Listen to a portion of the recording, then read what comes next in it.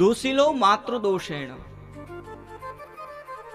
પિતૃદોષેણ મૂર્ખતા કાર્પણ્ય વંશ દોષેણ આત્મદોષાત દરિદ્રતા. સૌથી પહેલા લખ્યું દોષિલો માતૃદોષેણ. જો કોઈ કન્યાની અંદર કંઈ દૂષણ જોવા મળે તો માનવાનું કે એની માતૃકુળની જે પેઢી છે એમાં કંઈક ભૂલ થઈ ગયેલી છે, નકર ઈ દૂષણ આવે જ નહીં. અને કોઈ છોકરો મૂર્ખ થાય, ગમે એટલું ભણાવો, ટ્યુશન કરાવો, કઈ ઉતરે નહીં,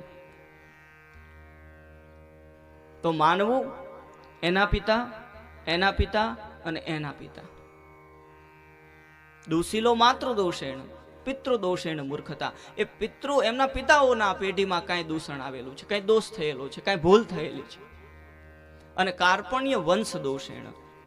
જો કુટુંબની અંદર, પરિવારની અંદર કોઈ ડરપોક પેદા થાય, 7 વાગ્યા પછી શેરીમાં આંટો મારવાનું કહો તો ખડકીએ ન જાય, એક રૂમમાંથી બીજા રૂમમાં ન જાય, તો માનવાનો એ વંશમાં કાંઈ દોષ છે.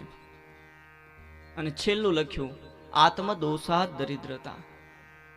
જો જીવનમાં દરિદ્રતા મળે તો સ્વયંનો દોષ છે.